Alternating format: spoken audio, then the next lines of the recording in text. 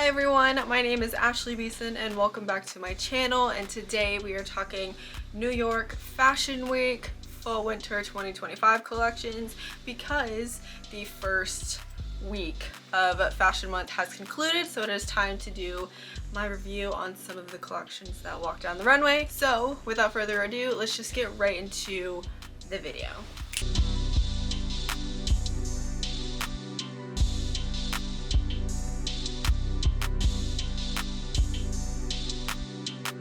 Alright, so the first collection I want to talk about is the LaQuan Smith collection, and this one, for starters, was not as star-studded. It wasn't as big of a production or anything like that we are used to seeing for LaQuan Smith. It was actually just, there was no runway at all. It was just studio shots that they did for this collection, which I did kind of like. I liked the little switch up, but it was different to see not a huge production, but I still liked it.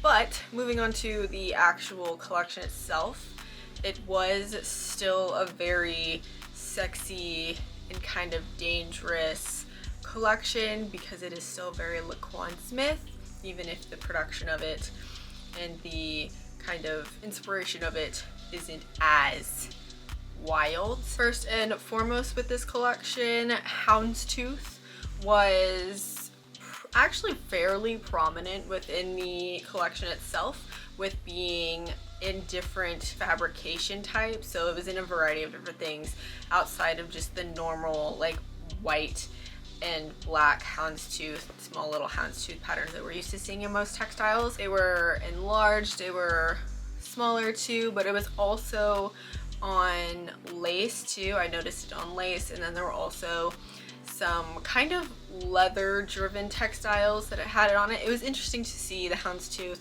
in something other than what we normally see it on, and I actually really liked it. And then there were also regular tweeds and wools that were used. Again, this is fall winter, so this is going to be, you know, a little bit heavier, warmer fabrics, and tweeds and wools are going to be a part of it, and so they were there. And they were also kind of specifically in like nipped waist blazers that I really liked. And then I think with this collection too, part of kind of what made it seem to me a little bit more sophisticated was the fact that it did kind of lean into more tailoring with like suited separates, and there was just more structure and kind of just overall tailoring, and that added a level of sophistication to me, at least, that I really liked seeing. But obviously the house cat suits, the codes of having cat suits, was part of the collection. That wasn't going to magically go away. It was there. And then obviously outerwear for fall winter is going to be really important, and the inspiration continued to drive for something that LaQuan Smith seems to generally kind of use as inspiration, is the kind of flashy outerwear that had the inspiration visual of Lil Kim and Norma Kamali. So having those two kind of inspire how the outerwear is gonna look was in this collection. As for the color palette, generally fall is usually pretty neutral, kind of across the board. This one is no different. There's definitely more of like a neutral palette to it, with blacks and whites for sure, and then kind of the darker shades of grays. But then there were pops of color through the darker denim shades, and then kind of like a plummy purple color, and then the bold blue color, and then there was also some metallic silver. Even though it's a pretty neutral collection, there still were those pops that I really liked. Specifically the like massive blue coat, I absolutely loved. Love the color firstly with that blue, but I also just love the coat too, so I loved it all together. For this collection, the codes of being sexy and maintaining a love for the feminine body were still very, very there, but like I said a little bit earlier, I do feel like there is a little bit more of a sophistication to it, and I really like it. Even though it's like maybe a little bit more sophisticated, it's still very glitzy and very fun. It just has a little bit more kind of elegant touch to it, and I really like that. And I think just overall for this entire collection, I really liked all of the looks. I liked that there was a variation, I liked that there was shape, and I liked that there were some more drapey looks that had a little bit of shape to it. I liked the color palette. Can never go wrong with neutrals and then a few pops of color. I think it was a very simple collection, but I think the detail work was subtle, to me at least, but it was perfect and it all worked. And it wasn't a very big collection either, but I think the execution and just the visual of each look I really, really liked. And this is actually one of my favorite fall winter collections of the bunch from New York Fashion Week, and I would totally wear a lot of it. I like a lot of it. So I think LaQuan Smith did a very good job with his fall winter 2025 collection. Next we have Brandon Maxwell, who is someone who is definitely a very good dressmaker, but has kind of pivoted a little bit and grown into being actually a pretty talented designer when it comes to all-American sportswear. And especially with this current season, like this New York season, Calvin Klein was coming back, and so sportswear was going to be probably one of the one of the main talking points for this New York Fashion Week. And Brandon Maxwell obviously kind of pivoted into that, so he was going to have his own direction with this collection. So as for the designs of this, it kind of was a little bit more of like the 1980s, but kind of like a polished little nod to the 80s with oversized men's dress shirts, and then kind of like the swinging mid skirts that are kind of in more of like a black leather, along with of course the power shoulders on some of the tailored coats, but also having more draped and kind of wrapped necklines in other coats. Those kind of scream, or at least nod to 1980s, a little bit more polished 1980s. At least from my perspective, I wasn't around in the 80s, but I did see it. And I think what was really important about this, and usually what's really important about sportswear, is that it's not very hard for it to go directly from the runway and just go immediately onto the streets, especially of the streets of like New York. And this entire collection, every single piece, you could literally walk off the runway into the streets. It was like, that's just how this collection works. From the faded jeans to the striped shirts and the double-breasted leather moto jackets, and even like the little kitten heels, or the like ribbed turtlenecks, the blazers, the leather track pants, like all of it can just pivot to the streets of New York as just everywhere, like everyday wear. The knitwear in the collection kind of was either like more of like a slinky kind of knit that were in more of like tube dresses, and they were in like black animal spots, or they were more of like that chunky pullover polo neck kind of thicker knits. So it was kind of like that range of being kind of thinner and slinkier to being chunkier and thicker and kind of like warmer. The collection was very minimal. It wasn't anything fancy. There was nothing fancy crazy about it, and there were especially no like fancy dresses. The dresses were very simple, and they were just nothing to kind of fuss over. The whole collection was very unfussy, and I like that. I like easy and simple. The color palette, unshockingly, is completely neutral. There is no like color. The colors that were just a part of it were the blacks, the whites, the grays, creams that could have kind of veered maybe a little yellow, but they were still very neutral and kind of its color. Browns, and then more neutral kind of like blues and like denim colors. They're not really like, they maybe could be considered color, but they're still kind of also considered neutrals, because if it's denim, then it's still fairly neutral. So it was a very kind of just like medium color palette, because there wasn't anything flashy or bold about it at all. But again, I think for like fall winter, you can have color, but the neutrals are always gonna work, and they're kind of staples for fall winter. But I like the color palette. You can't go wrong with neutrals, and that's why they're everywhere. But I really liked the simplicity of this collection. It was all, again, very wearable, and it was very easy to translate to not only just like the New York consumer, but just like the female consumer in general. Basically everyone could wear this, and I think that works. I really liked some of the tailoring, and I liked some of the jackets. I thought the dresses were nice. It is like, as much as I like the collection, it's not a wow collection. Like it's not a stunner of a collection. It's not a shocking, like there's no like anything crazy about it. It's just a very nice, solid collection, and it works for fall winter, and it works for American sportswear. And it's like, there's really nothing bad to say about it. It's just not wow.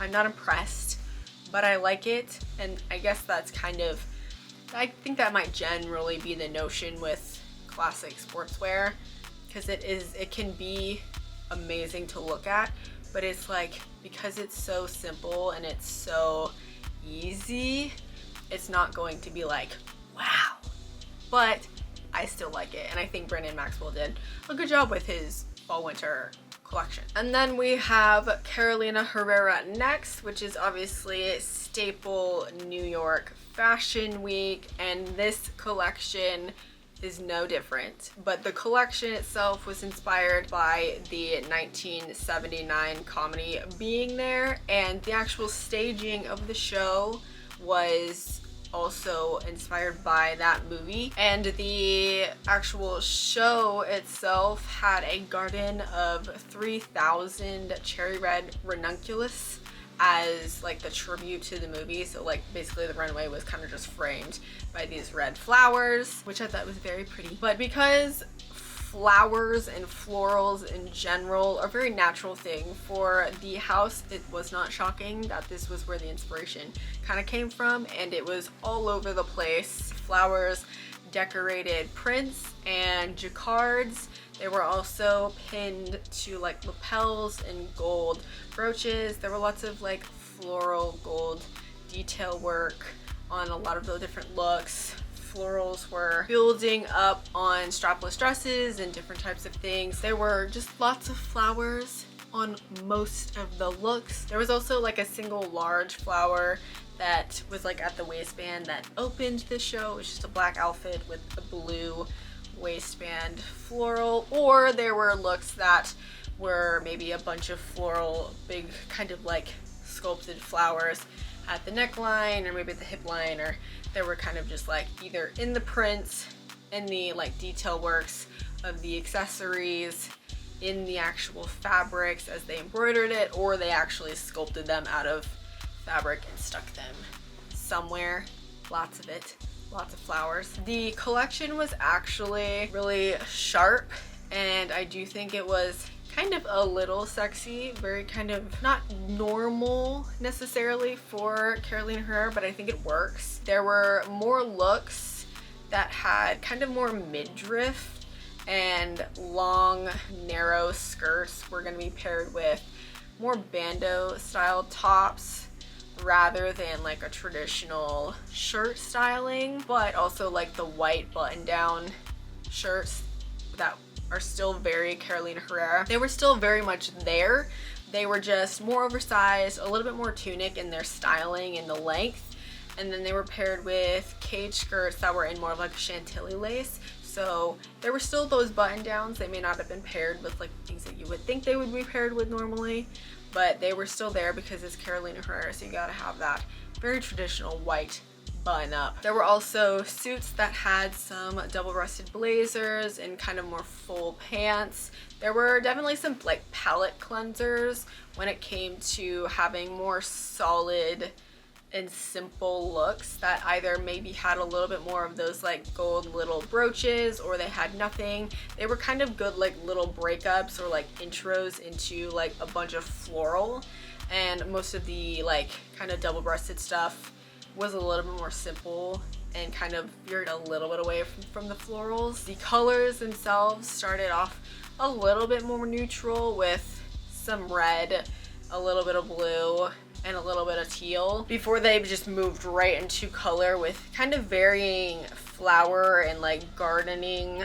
colors and patterns. So like there were yellows, greens, different types of purples, different types of blues, pinks were in there, there were some more reds in there, and then there were some whites, and then there were some more like shimmering neutrals that could maybe have been seen more as like kind of like a gold or kind of like a silver.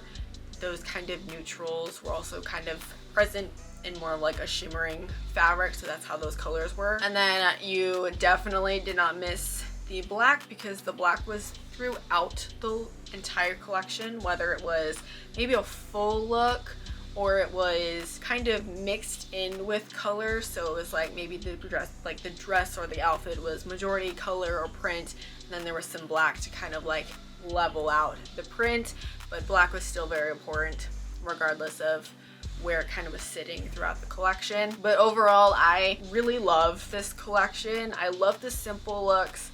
I like the maybe more loud looks that had more print and color to them. I really liked the like gold brooch and floral details that were on those simple looks and kind of just created more detail. The black and gold look, I think it was more of like a black column kind of dress that had those gold brooches kind of twirling around. I loved that look. I loved the silhouette of it. I loved all of it. And then I also loved the black and white floral kind of more A-line dress. There was a dress that was in the spring 25 collection that is kind of similar. It had the same kind of fabric texture and the shape was kind of similar and the print was kind of done similar, but I really like that this one is just black and white and it was very simple. I love the shape of it. It was all super pretty. I love the colors. I love that there are the neutrals, but then there's also a lot of color and it's very, you know, it's very floral and very light even for a fall winter collection. I really liked it. And then the tailoring was very good. I always like seeing tailoring. I think this entire collection was just a very well executed fall winter collection, but it's not overly shocking with Carolina Herrera. So, you know, the creative director, I can't remember his name, he did a very good job with this collection. I really like it.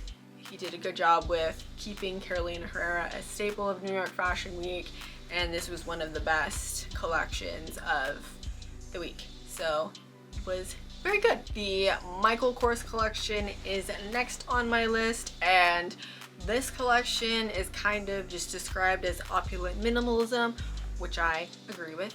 Kors is definitely known for being more like low effort, high glamour with his anything really, and this collection is very much that as well. The kind of inspiration of this collection, there were a few photos. One photo was of Zoe Kravitz in kind of a slouched on coat, and then there's some photos of like 90s era Sharon Stone and Glenn Close in like silk pajamas with a fur kind of tucked into the crook of her arm, or a more like mannish blazer and chino pairing, and that was kind of where the collection started in terms of its creation. It is kind of a natural embodiment of New York and the fashion that you see in the streets, and the focus in which Kors kind of put his attention to this collection is the movement of his designs. So using bias cuts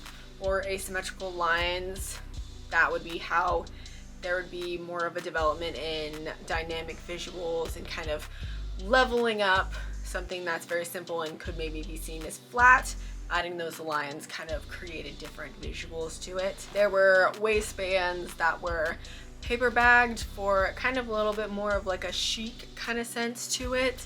There were pleated skirts that were cut with stepped hems, and then jackets and vests had diagonal seams that kind of spiraled the torso, and proportions were made to be a little bit more oversized for the most part. So there was kind of just a lot of fabric that could be used to create a lot of shape and create a lot of dimension to, again, kind of make sure that everything had some level to it and wasn't flat. And because this collection does kind of stem a little bit more like classic American sportswear, there were still like some little moments of skin. He wasn't stepping away from skin, and so like those little moments of kind of having that little edge to it was with step Thames, or even just like the undone shirt reveals, or even just having button down shirts replaced with kind of more like bralette styles. Instead of having like an actual shirt, have the little bralettes under the jackets instead. There were no crazy red carpet looks, no crazy dresses. All of the dresses were more bouncy sequin jersey dresses that had different kind of like easy necklines. So there was like a plunging neckline, and then more of like a t-shirt style neckline, and then like a mock neckline, or like just a tank top neckline. It's all very like easy necklines with very easy dresses. Nothing crazy at all. The color palette is very neutral, again, sticking to blacks, grays, tans, and browns, but there were little hints of ranging purples and greens. Those were the pops of color that were in the collection, but the majority of it was very truly the neutrals. And then there were obviously going to be furs and knits, since this is fall winter collection, and the furs were amazing. The knits were also very good, and I think this entire collection was just very effortless and very easy. It was very clean, and I think it was very successful. At least for me personally, I think it was very successful because it is a very like easy kind of sportswear, sophisticated, very feminine, but like totally works kind of everywhere. And I just really liked the collection. I thought the line work really added to a lot of like the tailored pieces, and I also thought that the line work with the draping was also very interesting. I just liked how the movement was the priority, because that will make the whole look just look more interesting and feel more interesting. I liked the layering. I liked how the sizing was. I kind of just liked everything about this because it is a good, easy, clean, and sophisticated collection, which I'm not too shocked by when it comes to Michael Kors in general. And then also fall winter kind of caters to that too. So I just think this overall collection really worked and I liked it. And then my next collection pick is the Prabal Gurung fall winter collection. Now this one, because Gurung released or kind of just recently launched the Atelier collection line. He launched that line. That means that because that focuses more on evening and kind of occasion wear, that he can be a little bit more playful with ready to wear. And recent seasons are definitely proof of kind of being more relaxed and being a little bit more kind of energetic with some of the ready-wear stuff, and this is no different for this collection. The inspiration process, or the thought process of this collection, started with kind of like that fleeting moment between a night out and the morning after, when a woman like emerges in clothes kind of caged from the female lover, and or a look that is a little bit more undone, to this effect of this kind of narrative. Sweaters were put upside down and made into shawls. Washing and kind of manipulating fabrics was done to give it like more lived-in kind of look. Fur coats were made to be more of like a common use and not like a prized possession that you don't like to wear a lot, but you'll wear a lot because it's like a fur coat, but it, you know, it's not as prized because it's one, faux fur, and two, it's like supposed to be more worn in. And then what was also added is the collars and tops were kind of undone, and that was more of like a styling choice that was considered a personal habit of Gurung, so he added that kind of into that narrative of being a little bit in how the clothes are being worn. But a big thing with this collection is that, unlike most of the time where Gurung is very, very political in his statements and what he does with his fashion, he did not want to be overly reactive with this particular collection, and he was more so inspired by kind of focusing on the sense of comfort and familiarity. So this like comfort energy was shown through double-faced cashmere toppers with more of like a fur trimming, and these looks were noted as kind of being a balance between east and west, with some being more of like a kimono coat, but they also resembled more cocoon shapes that are associated with Paul Poiret. And so you have the kimono coats that are more of like the eastern, and then you have the cocoon shapes, which obviously comes from a French designer, which is going to be the west, so there's that mixture. There were also kind of more oversized petticoats in plaid with a little bit more of like a pink component that also added to that comfort effect. The whole kind of collection was just supposed to be kind of just like that kind of thrown together look, but also having a sense of comfort. But moving to like the color palette, it was a mixture, definitely a mixture of neutrals and color. Some on the more pastel sides, while there were definitely others that were more bold in the color. It was kind of all mixtured in. Like some of the looks maybe leaned a little bit more neutral, and then some of them leaned a little bit more into the color, and then there were some that kind of had both. So it was definitely a very kind of bright collection, even with the neutrals. I think on the whole, I happen to like the collection, even though it doesn't have like an actual storyline that's overly interesting. I still like it. I like some of the colors, I like some of the tailoring, I like some of the kind of mixture of textile and prints and stuff. I like some of the dresses. I definitely, it's a good collection to me. I kind of wish there was a little bit more of like a creative direction in terms of like having a real storyline, but it still works for me and I still like it. And I would definitely see some of these looks as being wearable and definitely being much more relaxed, especially with obviously the atelier have been launched. So there's more of that wiggle room, and I can see it. I like it. I really don't have too much in the way of complaints with this collection, so I think it works for me, and it was a good fall winter outing. And the last collection I want to talk about is from Ashlyn, and this collection is a challenge to the normal bigger is better New York ethos. So Ashlyn Park is a pattern maker and an independent designer, which kind of means that from her point of view, and probably it's a little different to a lot of like maybe the more prominent brands, she doesn't chase noise, and she would rather focus on kind of like the well-being and stability of her studio practice and the team, and kind of just taking a little bit more care to the craft.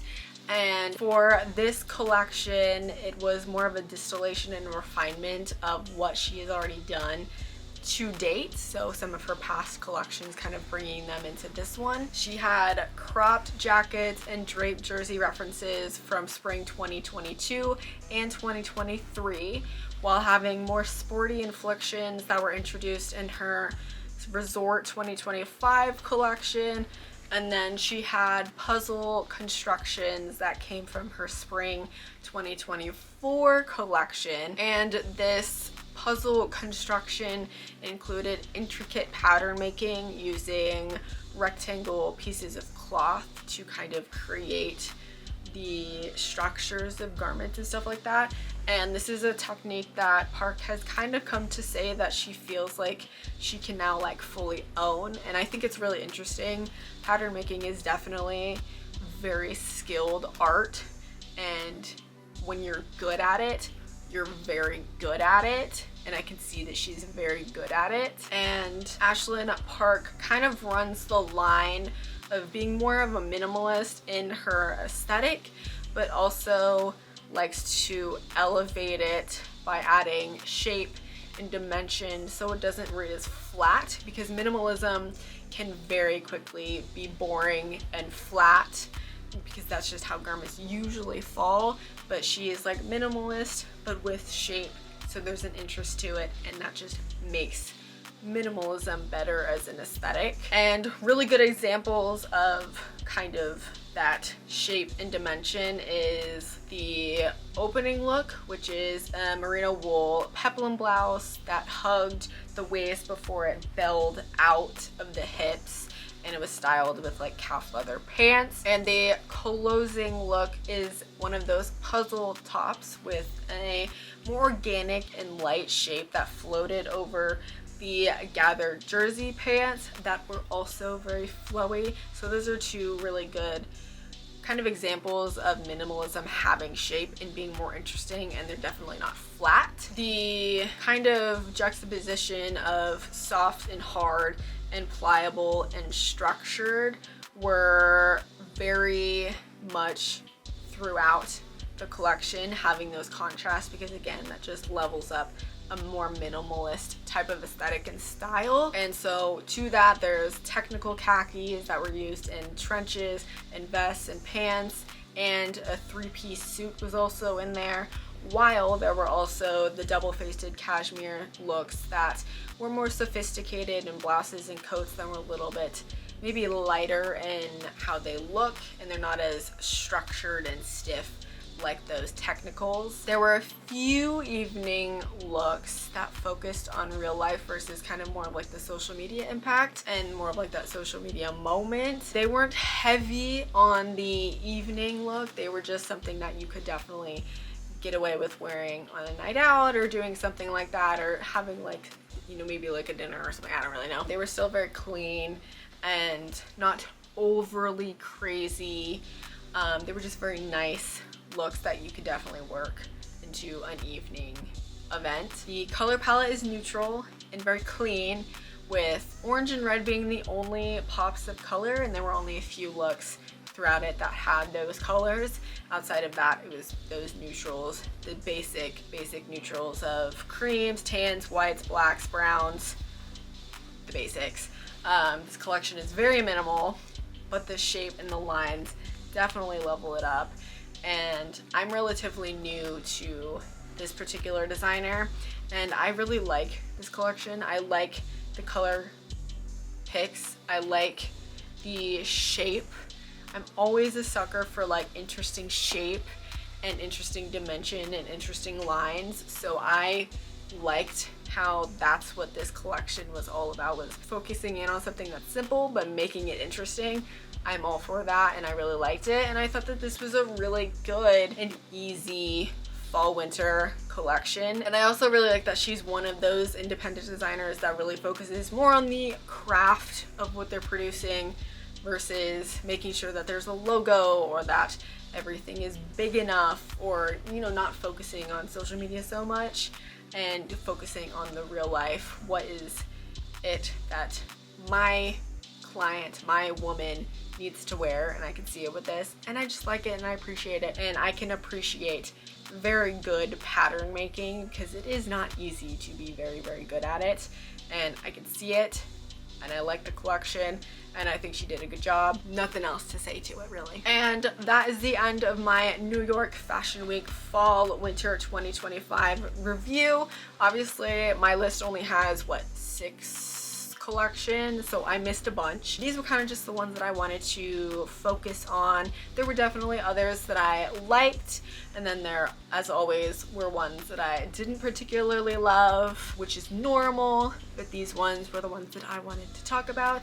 But I would love to hear what your thoughts were on New York Fashion Week as a whole. Were there collections you loved, collections you hated? I would love to hear your thoughts, so go ahead and drop a comment down below. And with that, this is the end of the video, so thank you so much for watching. I hope you enjoyed. Don't forget to like and subscribe, and I will see you in the next one. Bye!